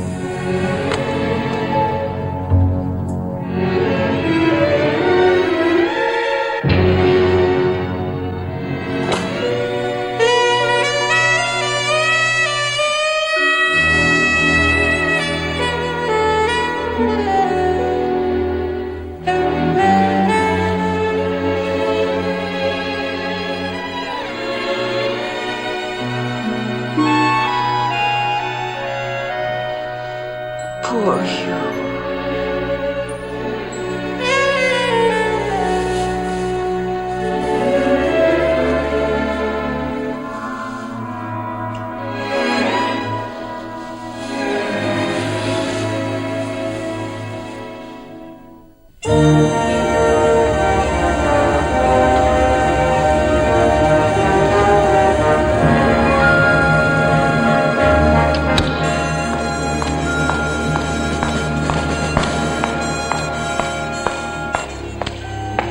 Good morning, Drummond.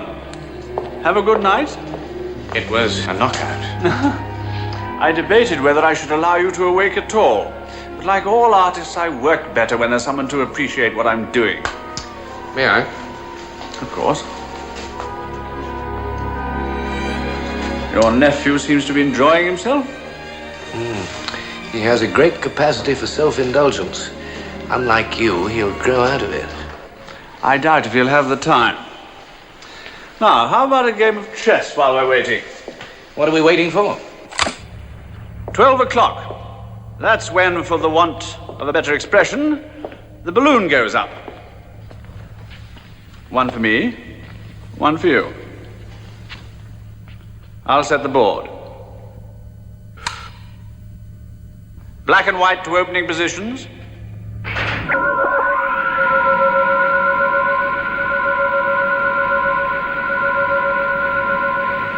The age of computers, Drummond.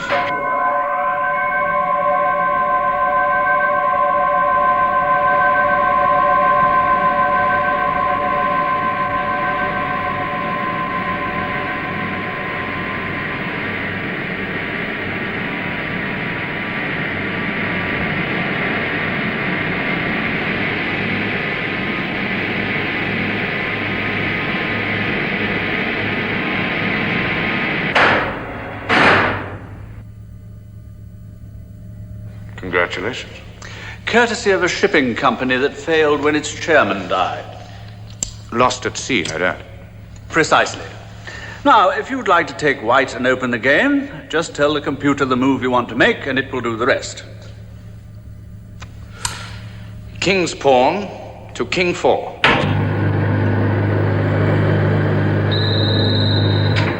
King's pawn gambit. Orthodox reply. King's pawn to king 4.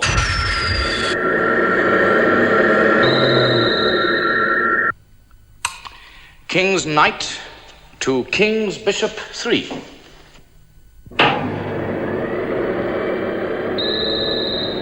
Where are your two little charmers this morning? In the village. Queen's knight to queen's bishop 3.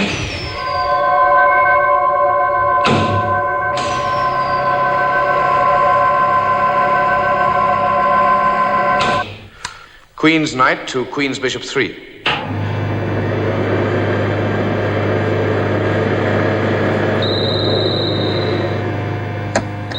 Grace is with them. She has the place of honor in this morning's business. That surprises you after last night's cozy little scene in the bathroom? If it's any consolation to you, she meant what she said.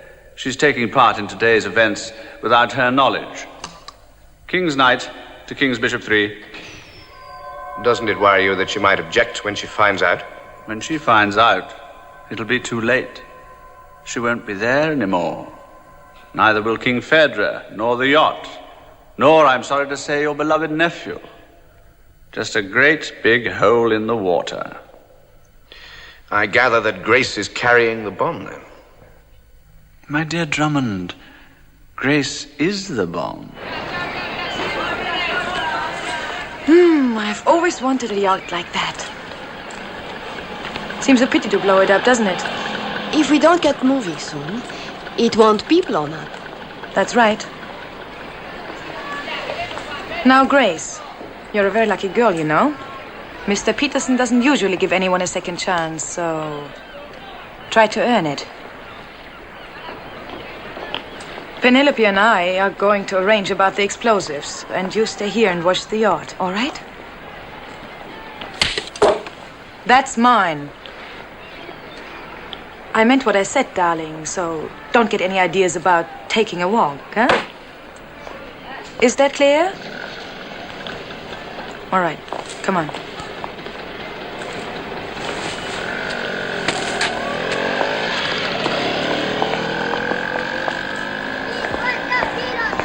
How can you be sure she will run? She'll run just as soon as she thinks we're far enough away. Don't you worry.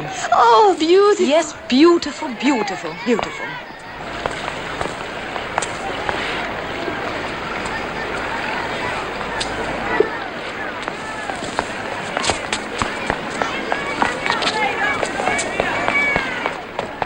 I'm sorry, miss, you cannot go aboard. I must. I'm sorry, but... I've got to see King Phaedra or Robert Drummond. It's impossible. Stutter. Friend of yours? Well, not yet, but I'm sure we can work out something. I've got to speak to you both. It's about your uncle.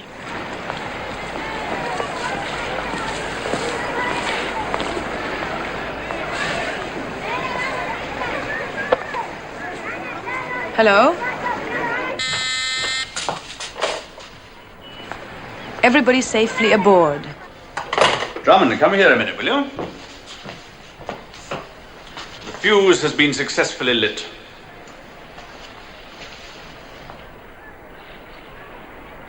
Interesting to speculate just where on her person you could possibly have hidden the bomb. Now, isn't it just? Your move, I think. Sounds a bit far-fetched to me. Of course it's true, every word of it. Ekman and Penelope are arranging about the bomb right now.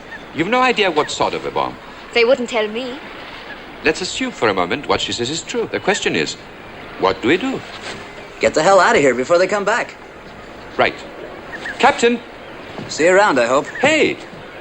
Where are you going? Well, as long as we're believing her, I'd better get up to the castle and lend a hand. He strikes me as being extremely capable. Helpless as a babe without me around. Parayala!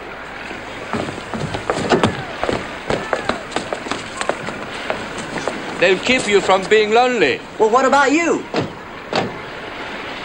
You must be joking. Tell me, how are you planning to dispose of me? Oh, an underwater swim. Ekman, Penelope, and you. The only trouble is that you've forgotten to check your air tanks.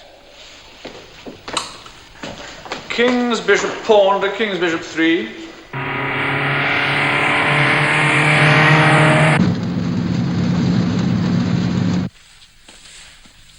Come on, Drummond.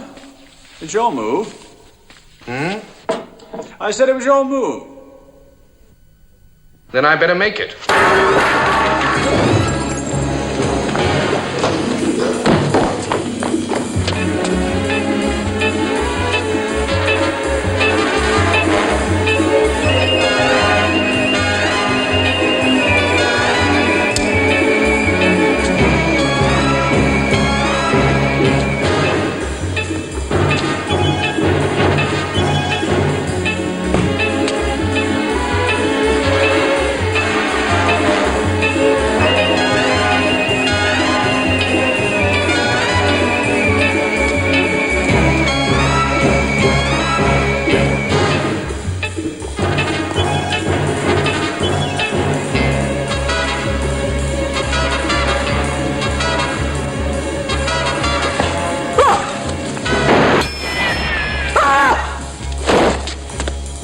Standard gambit. Eliminate your opponent's knight. Your move, Peterson. Black Queen's knight is taken.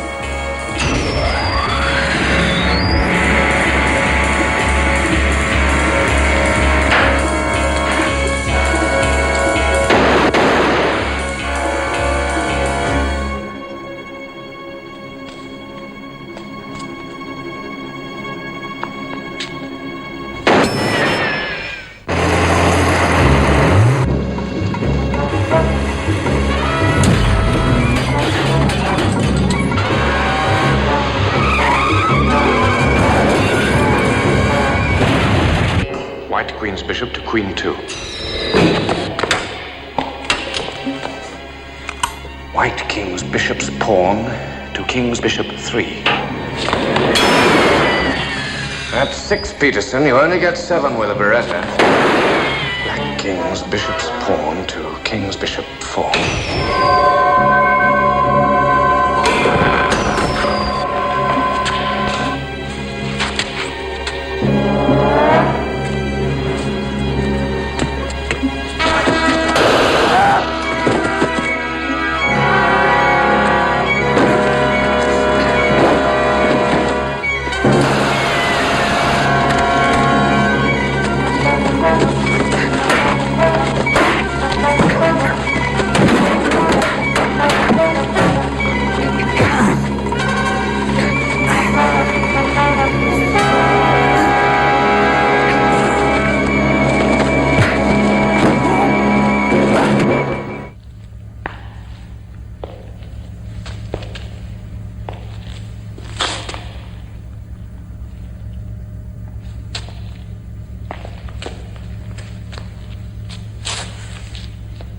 Black Queen's Pawn to Queen 6.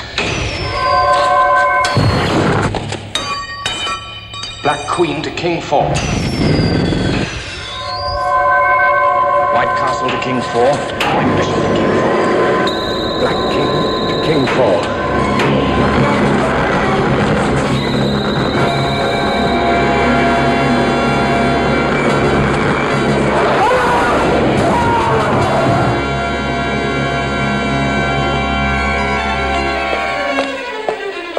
Checkmate.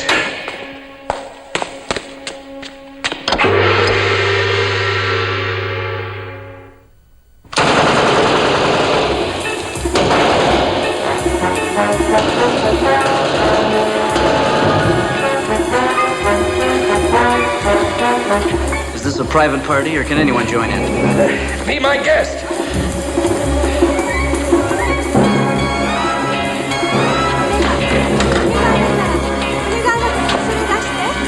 What shall I do with her? Nasty little girl. Down the black hole.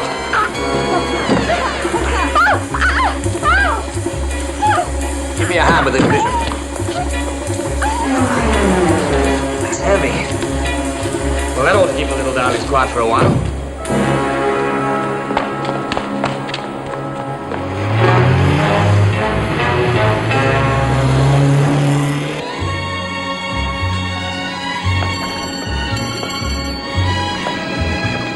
Well, I'm glad to see that Grace and the King are hitting it off. It must be her explosive personality.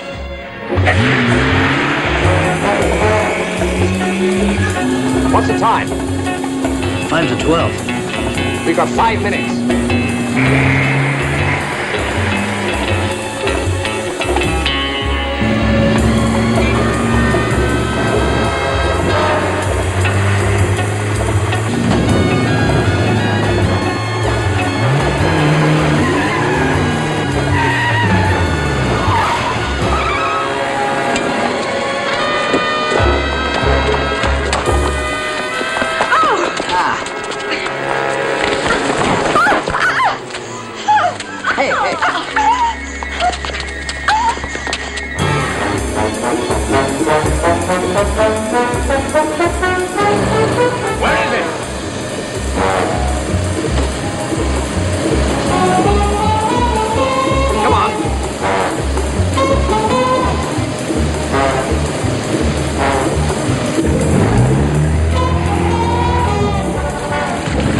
Get going.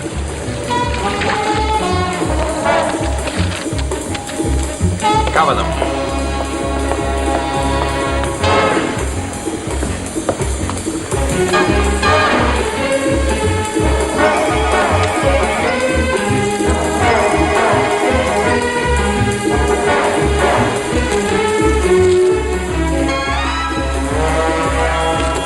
What's all this about, Mr. Drummond? This girl is due to blow up in about 2 minutes.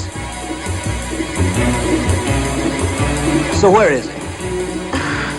I don't know. Honestly. I do. Lover. You won't get anything out of her. Here, catch this. Give me the other one.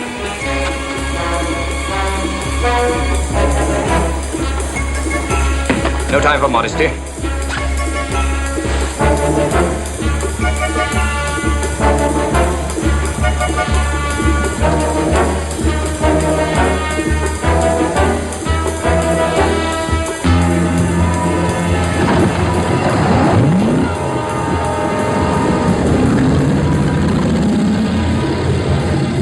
The women, they've got away. We'll worry about them later. Sorry about this. Hope you can swim. 1, 2, 3, and up she goes. And up she goes. Incidentally, where was it? In her chignon. Chignon? Well, you know, a false hairpiece up there. Clever, wasn't it? It couldn't be. It was nicer than mine, so I changed them over. Where's it now? I'm wearing it. You what?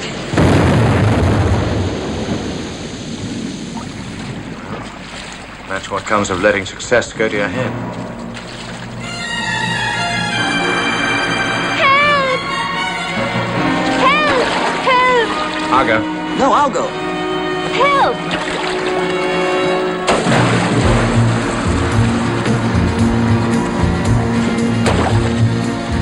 Whispers, oh, such pretty lies. I have to admit that scene right at the beginning of the last segment where we see the big reveal of the bad guy and he turns in his chair was pretty funny. It's like, I bet if you backed the camera up and could see his legs, I bet he was doing that little scooty thing with his feet to turn himself around. Real threatening there, guy. Yeah, I kind of wish they did show that, but I liked the big action set piece with the big chessboard. That was a really neat way of building a little tension and forcing Drummond to think on his feet. And that was a really cool scene. But what's your final grade for Deadlier Than the Male? This is definitely one of the better James Bond influenced flicks we could show. Between this and Some Girls Do, I wish that they had more of these movies with this guy. I liked what was going on in these movies. That said, I do wish Drummond was dressed more like a slick and suave guy and not in a bunch of Mr. Rogers cardigans. It makes him a little less cool when they could have turned up the cool and sexy. Generally, I could tell this movie had a pretty good budget. The sets, the way it was shot, the effects, they put their whole ass into this movie and it shows. As much as I do like this movie though, I do have a major beef. Why, after a whole movie of badass chicks doing badass assassin shit, is the main villain a dude? Just some crusty old white dude. Really? Lame. I don't know. Maybe it would have been too far-fetched for 1967, but I gotta dock a poop for that. Okay, now that that's out of the way, for my final score, I give this Diet James Bond film a very solid 4 poops out of 5. Not too bad. I have a few more things to mention here. One of the women working for the evil Carl Peterson is Grace. Now, Grace appears to be working for Peterson under some duress and wants to leave him. She's played by Susanna Lee. Now, the year before this film, Lee was the star of The Deadly Bees for Amicus Pictures, then crossed over to Hammer Films to appear in Lust for a Vampire in 1971. In 1973, she also appeared in Son of Dracula, which starred Harry Nilsson and Ringo Starr, and also featured a lot of other musicians like Peter Frampton, Keith Moon, and Leon Russell. Also, we have a connection to last week's movie, Night After Night After Night, which was made by Lindsay Shantef, who made the movie this has been compared to this whole time, the second best secret agent in the whole wide world. In this movie, Drummond meets Peggy Ashenden, the secretary to Sir John Bloodlow, the man who hires Drummond to investigate the murders of Keller and David Wingard at the beginning of the movie. Peggy is played by Justine Lord, who played the wife of the freaky judge from Night After Night After Night. Finally, what did you think of that theme song for the movie, Nurse? That wasn't bad at all. Got me in the mood for the movie and had a little James Bond style to it. Yeah, it definitely had a little bit of a Bond sound to it. Now, that was performed by the Walker Brothers. At the time this movie came out, and that they did the theme song, they were basically at the peak of their popularity. The Walker Brothers were kind of a softer rock compared to some of the others out at the same time. I kind of think of them as something closer to maybe like Gary Puckett and the Union Gap. Who? Gary Puckett and the Union Gap. Are you like 70 years old? Yeah, I kind of am. Anyway, that's the type of pop music band that I kind of think of the Walker Brothers as being very similar to. These types of bands had the more ballad type sound to them. They had power ballads of the 60s version style. Most of the time you think of power ballads, you think of like the hair bands of the 80s. But the kind of clean cut ballads of the 60s were Gary Puckett and Union Gap, the Walker Brothers, and a bunch of others. But their first hit, Make It Easy on Yourself, was a ballad written by Burt Bacharach and Hal David. Now, David was known for being the lyricist often used by John Barry, and the pair had teamed up for a couple of Bond themes. As an aside, I kind of recognize a little bit of a sound-alike take on Barry's alternate Bond theme titled 007 in an early scene of this movie. Anyway, the Walker Brothers went to the top of the UK charts in 1965 with Make It Easy on Yourself. They followed that up with a number 3 hit, My Ship Is Coming In. Then they hit number 1 for a second time in half a year with the song that I know best from them, The Sun Ain't Gonna Shine Anymore. Their next several singles weren't that big, but they were hanging around in the charts for months at a time. By the time this movie was in wide release, the trio had kind of broken up over creative differences. However, they did reunite for a few years in the 70s. However, despite the band never really being able to stick together for more than 3 or 4 years at a time, the band experienced some very interesting cult status and interest over the years. A lot of this seemed to have to do with the large interest and popularity of Scott Walker. Now, the Walker brothers were a stage name. Scott was born Noel Scott Ingle, with John Walker having been born John Mouse, and Gary Walker was born Gary Leeds, and Gary Leeds is the only surviving member of the trio as it is. They were all Americans, but John and Gary remained partners for a while, which led to a joint autobiography being written about them being in the Walker brothers. John passed away in 2011. But Scott was the bassist and mostly only did harmony vocals, but he was the one that kind of became the most popular and famous of the trio. That fame came quick, and it had a massive impact on Scott's well-being. He became reclusive. His music became more experimental, and he started to kind of take on this almost messianic persona in the world of music, and he would go on to inspire a ton of artists. Scott passed away in 2019 from cancer. But at the absolute zenith of the Walker Brothers' fame around 1966, it was said that they were more popular than the Beatles. Now, it's not likely that that was really true. It's more likely the Walker brothers, and particularly John Walker, were maybe more representative of very pop rock in Britain that the Beatles used to represent before their transition into the more experimental songs and compositions of the time. It could have just simply been a thing that British teen girls were cutting more pictures of John Walker out of pop music mags and hanging them on the wall than they were of Paul McCartney for a brief period of time. Anyway, the Walker Brothers, the final piece to the very brief popularity of these Bulldog Drummond films that we can cover here. That was interesting, but I gotta go do a thing on an airplane. Some guy paid me to take care of a situation because this other guy is refusing to sell his collection of rare Pokemon cards to the dude who will pay me $1 million to get that collection at any cost. Oh, you're gonna kill a guy, aren't you? What? No, I wouldn't do that. But I will blow up that guy's plane after I find out where those cards are. Now that's, You know, you're kind of terrifying sometimes, you know that?